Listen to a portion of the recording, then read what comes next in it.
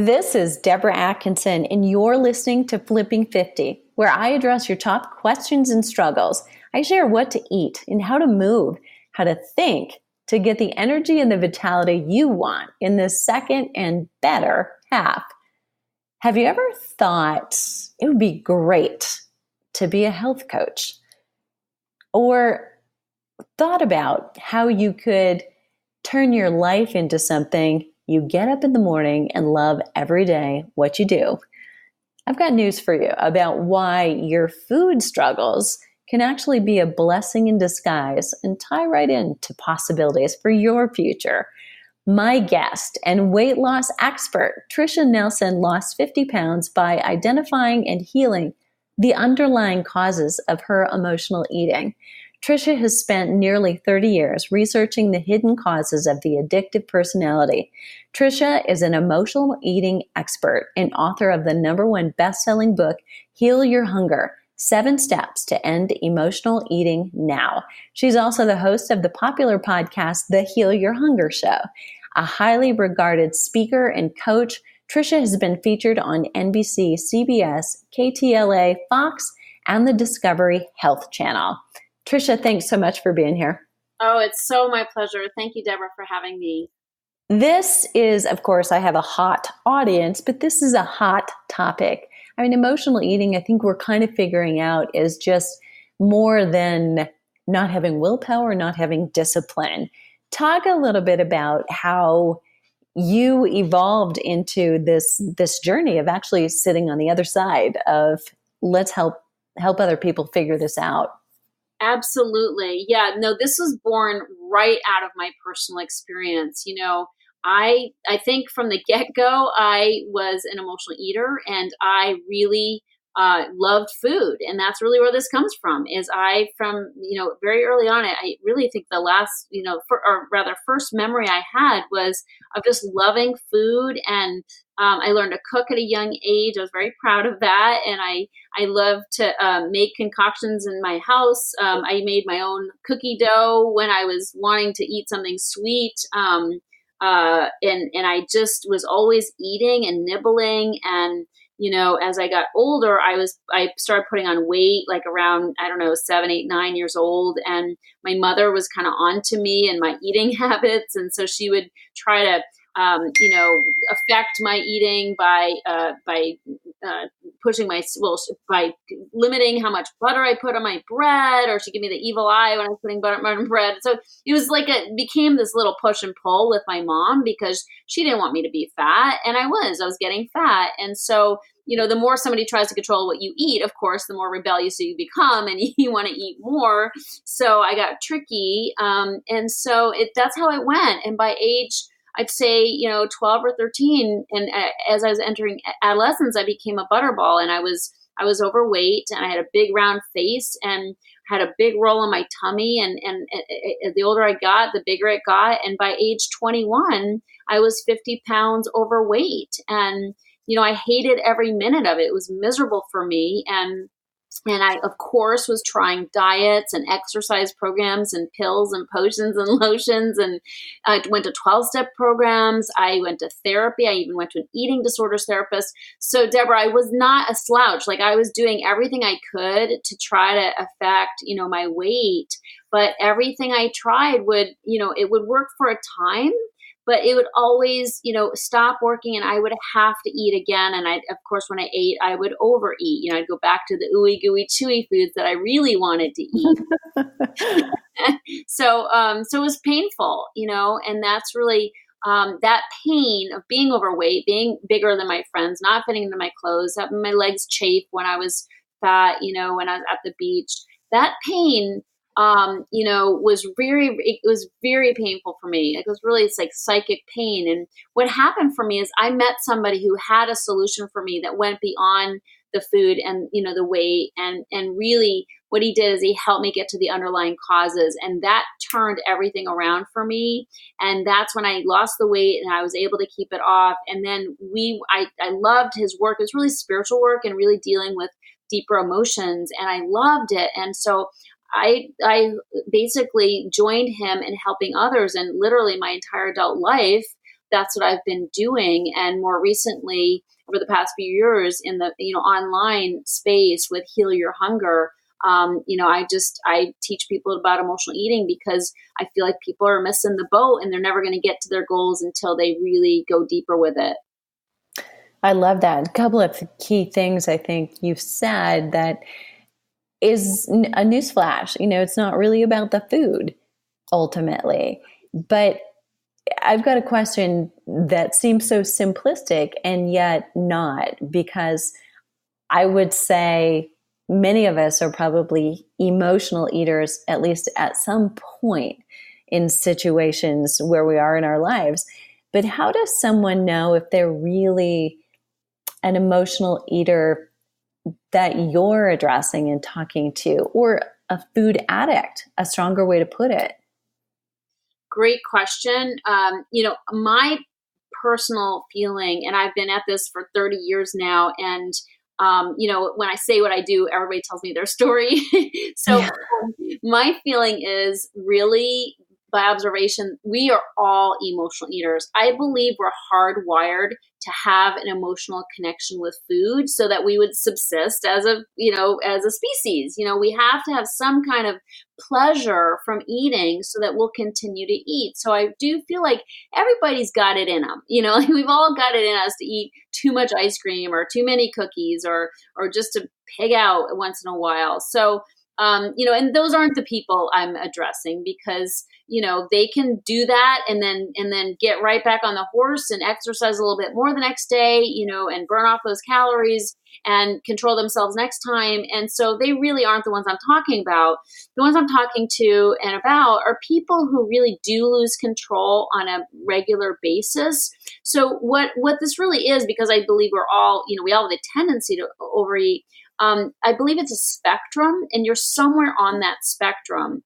And on the low end is just plain old emotional eater, with an affinity to like sweets and want to eat more than, you should.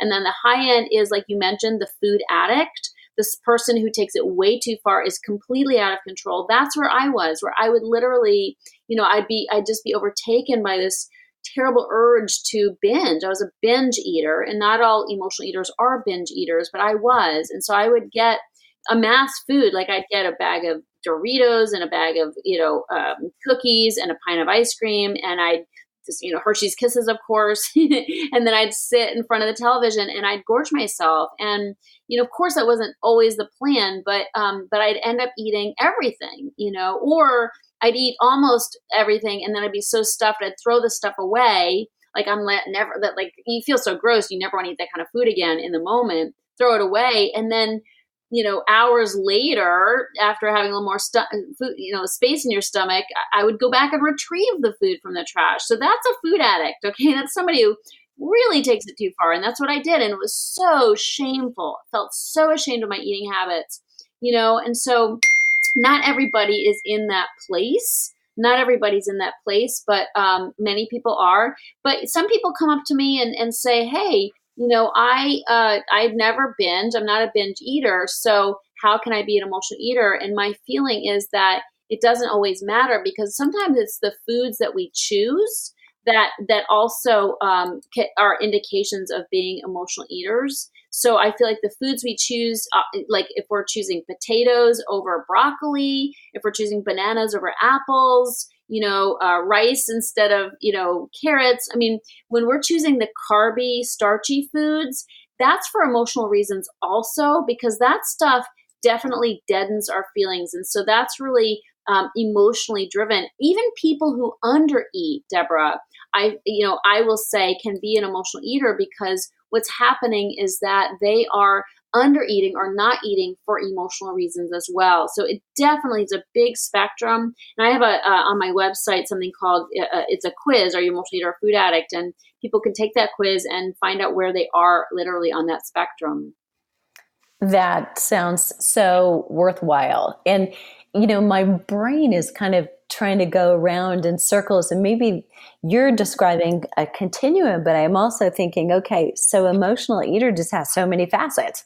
I mean, it's like, the food itself becomes problematic, or the result, the transformation that happens that emotion is around the way you feel about yourself and shame. And then there's emotion that may trigger the eating. It's just, wow.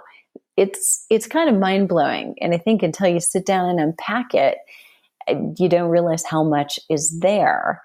Yeah, it's totally, it's a deep topic. It's definitely deep. Okay. So here's what happens. I think when any woman gains weight, I'm guessing I would in fact project or bet that any listener with us today has gone on a diet, if not a dozen diets in their lifetime. And yet I think every time we do it, we know that in the long run, a diet isn't going to work. Why do you think, from your emotional eater background, why do you think 98% of all diets fail? Well, it's really literally because people are missing the point. They're making it about calories, and this kind of thing, and the exercise and just burning off those calories.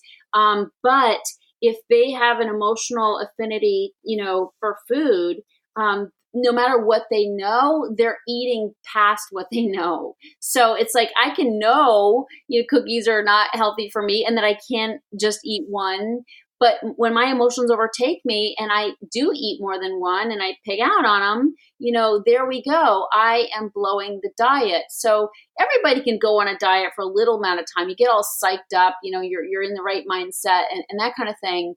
But why do people blow the diet? And that is the problem, is that, or they do the diet, they succeed, and then they put it all back on again, like as soon as they're done losing the weight. And that doesn't make any sense either. But if you're an emotional eater and you need the food for emotional reasons, that's why 98% of all diets are failing. Literally, people, they need the food for emotional reasons. So even if they can go for a time without it, they run out of steam and they have to have it again. They have to have their comfort foods, those carby rich foods, the ooey gooey chewy foods. They have to have it again for emotional reasons. So it seems simple. You eat less and you exercise more. It's like on paper, it's a perfect equation. But in real life, when you have stress, when you have sadness, when you have, upsets, when you even have lots of happy things happening, and you feel overwhelmed with feelings, that's when emotional eaters will turn to food and just overindulge. And that's the gap. That is why the dieting, scenario is failing people, because it's not just about food and weight, calories in, calories out, calories burned. It's really about changing our relationship with food, where we are not using food as an emotional crutch. We're eating to live, not living to eat. Great point. Okay, so is there a cause? Is there any one cause or multiple causes? What really causes emotional eating and or triggers binge eating behavior?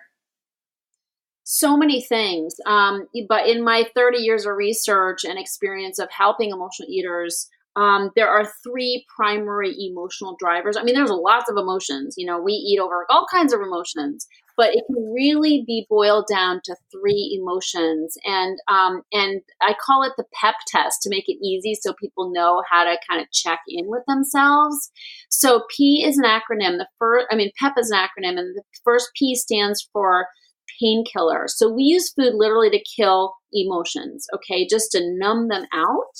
And that's where we like the carby foods. That's where the rich, we're not binging on salads, okay? Let's be clear. It's not kale and salmon, is it? No. Unless as it always was for me, unless there's lots of croutons and lots of blue cheese dressing, it's not salad. So the lighter, watery foods don't satisfy us because they're not putting a blanket on our emotions the way we need them to. And so that's why we go for rich, heavy foods. So that's using food as a painkiller to kill pain, emotional pain, usually, sometimes physical pain, but pain from our current, relationships or jobs or stress, pain from past, experiences of abuse and childhood trauma. So that's what that P is for. The second, the E stands for escape. And emotional eaters are, we have we're different than your average person in that we tend to have more fear and more anxiety. Okay, we're worry warts. We tend to have racing minds that worry and fret over things, and so we have fear. And food again will be a great escape for us to kill that fear, to just sort of help us sort of shut the world out, shut our responsibilities out. We're good doobies. And so we tend to work very hard and give it our all in our jobs. And then we're exhausted. And then we come home and we're like, I don't want to deal. I just want to escape. So that's the second cause is, primarily fear. And the third, that the last P in the PEP test stands for punishment. And this is something people don't think about, because you think that, I'm getting my goodies, I'm getting from my TV. It's a reward at the end of the day. But for emotional eaters, when we go too far, when we eat the Doritos and the cookies and the ice cream and the Hershey's Kisses, guess what? We feel sick. We feel bloated. We don't fit in our pants the next day. We cancel, our lunch date with our girlfriends because we just feel so gross and we're not hungry, because of all that we ate. That is a punishment. I mean, that is not a treat. And so why would we be punishing ourselves? Well, I say it's really because of underlying guilt. And this is something we're not conscious of it because we're eating and it's doing its job. We're unconscious, but chances are, because emotional eaters are so sensitive and we take things to heart, people will often say, oh, you carry your heart in your sleeve. You're so sensitive, get over it, whatever. We are, and we tend to feel guilty over things. I mean, I've ruminated on things that I've said, and, oh, that was so stupid. Why did I say that? Or I hurt that person's feelings and they hate me now.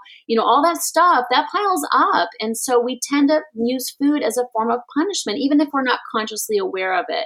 So the pain, the fear, and the guilt, that those are the three emotions that drive the need for punishment, for escape, and for a painkiller, escape, and punishment. That's really, to me, what it really boils down as the three primary drivers. And from there are it's a whole, panoply of emotions, of course, underneath that. But just to make it easy for people, that can be a nice check for people to do that PEP check. Wow. That's really deep. I think we can all unpack that. Every listener here, I'm sure. You cannot listen.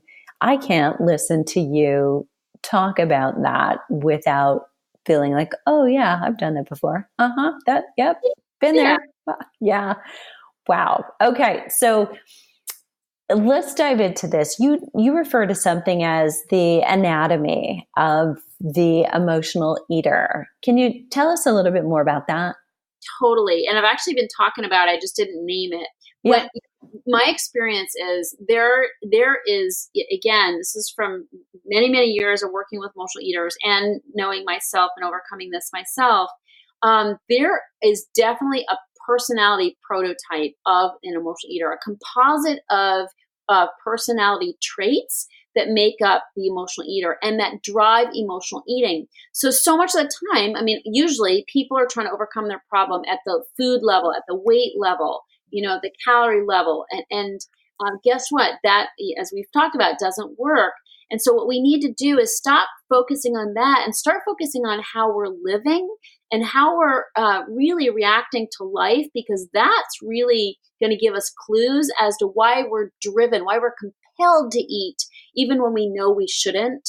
Okay. I mean, it is a compulsion. I mean, if anybody stood in front of the refrigerator wondering, what is going to save them, we're compelled. And that compulsion comes from, a buildup of stress, but the stress is actually caused by ways that we're showing up in the world. And that's the cool thing, because if it's something we're doing, it means we can make changes in how we're showing up. So we're no longer victims of that compulsion of cravings. People always think cravings just descend upon us. Like they're just, willy-nilly. We're just struck by a craving, just like we're struck by lightning. And it's not true. My experience is we usually have taken at least a significant part in creating that craving based on how we're living. And how we're living, what I mean by that is the composite of personality traits that we live by. And so I'll give you the top one if you're interested. Absolutely. I'm on the edge of my seat over here, girl. So the number one trait of the emotional eater is people pleasing. Ooh. Right. And it's, I mean, Is again, that not like genetically programmed in every girl? exactly. I mean, I do think women take the cake on this, pardon the pun, but yeah, people pleasing is especially perilous for the emotional eater because here's the scenario. I mean, basically, emotional eaters, we do tend to have more trauma, and more brokenness in our past than your average person. Something happened, whether it's sexual abuse or emotional abuse or divorce or whatever. I mean, we tend to be eating from that place of trauma, from that woundedness. Well, what happens when we're young and we do have trauma? I had sexual abuse as a child and other things happening in my family. And what happens is we don't grow up with a solid sense of self-esteem.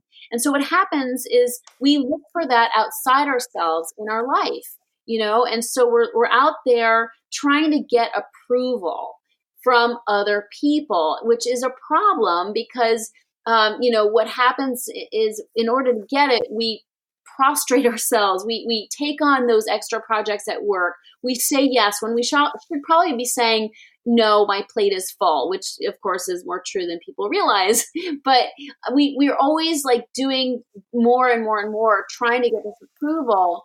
And that's a problem because we end up tired, exhausted. We put ourselves out. And not only that, Deborah, but we are resentful.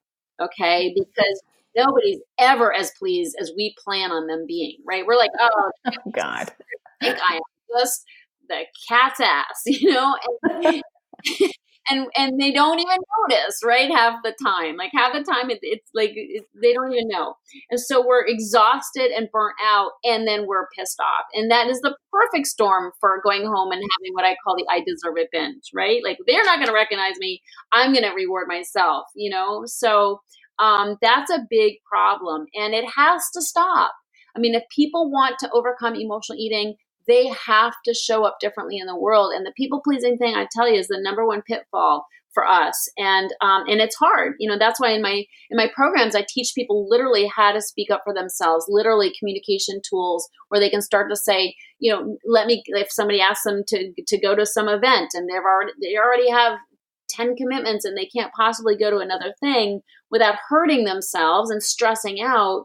I teach people to say, I'm sorry, but, I probably can't do it because I'm overcommitted, or at least put some space between you and saying yes and say, gee, let me get back to you. I need to check my schedule. So then you're not like in a compulsory way saying yes to everything. Right. And then email them no. Yeah. And then think about it and at least come from a place of strength and say, that's not going to work for me. Please consider me next time or whatever. So it's just like learning these new ways of being, because otherwise this directly affects how much we eat. It seems crazy. Like, what's that got to do with anything? But it has everything to do with it, Yes.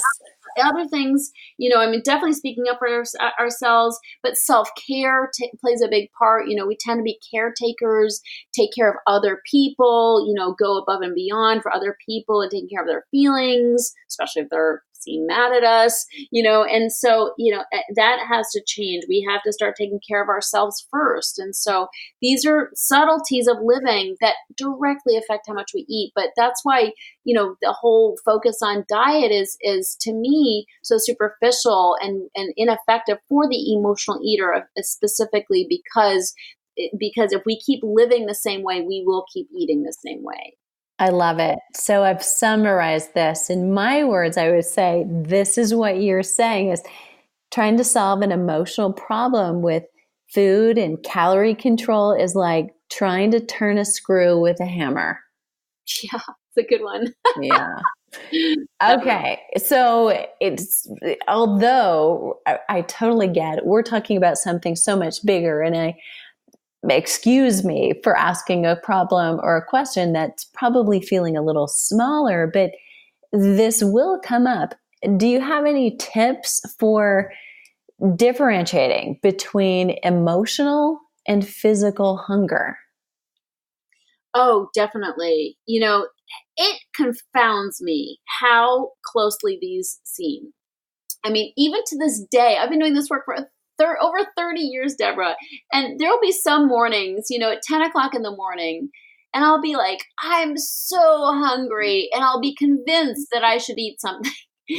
and I know better. But the thing is, the way I've trained myself to have a little talk with myself, and I have this little talk. I'm like, Tricia, are you really hungry? Or is something going on? And the reason why I can usually get to the bottom of it very quickly is because I eat 3 meals a day, and I don't eat in between those meals. I call it 3-meal magic, and I teach this in my programs.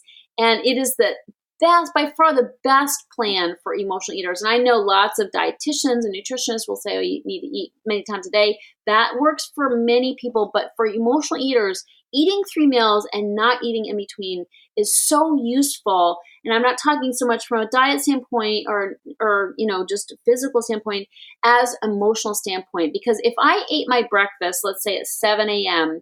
and it's 10 o'clock and I'm convinced that I should go to the refrigerator and eat something, which I won't do by the grace of God, because I've trained myself that it's 3 meals and there ain't nothing coming on in between those meals. But I will be able to have a conversation with myself and say, now, Tricia, it's been 3, and I eat good, I eat nutritious and sufficient meals so that I can have this conversation. I'll say, Tricia, it's been 3 hours. Chances are you're not as hungry as you think you are. It must be emotional, because I know I ate a good breakfast, and so that's what I teach people is like that space between the meals is a way to start getting to know what your emotions are. And so I'll say what's really going on. Usually it's a phone call I don't want to make, or it's a to-do list that's a little overwhelming to me, or something else I'm trying to avoid. And that's what I realize, it's an emotional hunger, not a physical hunger. And so I just find that so, so useful for people. And but it is very deceiving how close they are, even to this day for me. But another thing, of course, is, being dehydrated. I'm amazed at how not having enough water in my day will cause me to be hungry, or seem hungry when I'm not. Wow, great input. I want to call listeners' attention to something, because I love how you have said this a few times, and whether you realize it or not, but I would suspect you do it on purpose now, and you're very in tune with this, and you're very, very non-judgmental, I think, and probably accepting, but you say several times when you're talking, for me. It was overwhelming for me, or it wasn't right for me. And I love the way that I hear that as you're giving permission to everybody listening to kind of identify their own, what's true for me, what's true for me right now. So important that you do that for yourself. That's sweet. Thanks for drawing my attention to it, because I wasn't really aware I was doing that. But I think it does come from that place of we all need to discover this within ourselves, and I teach in my program something I call the divine physician, where we do have that intuitive sense inside of us, that spirit of knowing. And that's what we have to get in touch with. And so it is a personal journey, and we all have to find that within ourselves, because nobody can really effectively tell us what to eat, or how much we should weigh, or even how much we should exercise it. It's all trial and error and learning about ourselves. And that's ultimately what that's how the food has served me, or being an emotional eater has served me, is it's allowed me, or driven me is really more like it. It's driven me to learn who I am and to get in touch with myself and to learn to care for myself. And that's really what I'm here to show other people how to do, because it's definitely, that's the journey we need to take, is, to remove the excess food and learn who we are underneath all that food and weight. So good. And I want to kind of end on that note as we wrap up. You, of course, overcame this yourself. But more than that, you've become an emotional eating coach and expert, and you've gone on to train others how to do the same. What if a listener is interested in becoming a coach? Absolutely. I realized with my mission of wanting to teach the world of emotional eaters how to stop numbing themselves with food, I was going to need help. I couldn't do all that on my own. And so I started a program to certify people as Heal Your Hunger emotional eating coaches. And it's been really, really successful, and people from all walks of life have gone through, started going through my programs, and specifically my emotional eating coach training program, and learned it's beautiful because it addresses not only their own eating, it's a way for them to up level their own relationship with food, but it's a way for them to learn learn my system, benefit from my system, and then teach it to other people and actually build a coaching practice around it. So it's been wildly successful, and love it because it's like this, what I've learned and the experience I've gone through is now reverberating through the world through coaches who are able to share this with other people and help people overcome their struggles with food and weight. So awesome that you're doing that. How can listeners find out if they're doubting, do I have what it takes? They're wondering, what are the qualities of a good emotional eating coach, and how can a listener figure out, does she have what it takes?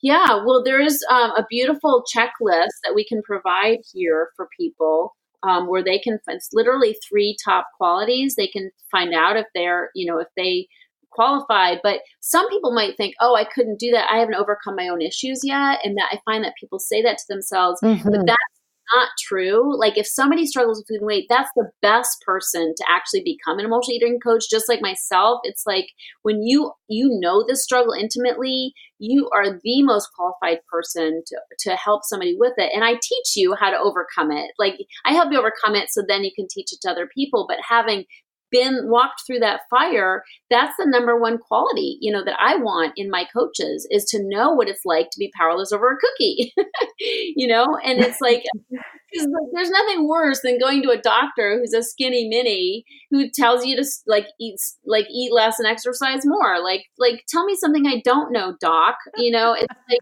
it's only someone who understands this struggle and what it's like, how painful it can be, that is going to be the top, in my experience, the best way. And if somebody's not an emotional eater, I get them to really get in touch with other ways that they might have struggled with some kind of addictive habit or something, and they can draw on that experience. But that's really the way you connect with your clients, your coaching clients, is by being vulnerable and transparent and drawing from your own personal experience. So I'd say if that's, if you think that might hold you back, no more, that's a beautiful quality to have. And I will teach you my system, have you benefit from it, and then be able to share it with others.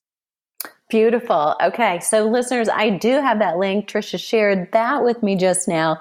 I'm going to put that 3E checklist in the show notes, and you'll find that at flipping50.com/EE for emotional eating today. Tricia, thanks so much for being here. Oh, it's such a pleasure. I love the work that you do. I know you help so many people, and I love how synergistic our messages are. So thank you for having me. You bet. I so agree. And I think, though, that this is the missing link. I think they may come to me, a lot of people, before they actually realize there still is this missing piece I have to handle. So listeners, I'm sure you have questions. Leave them below the show link at flipping50.com/EE.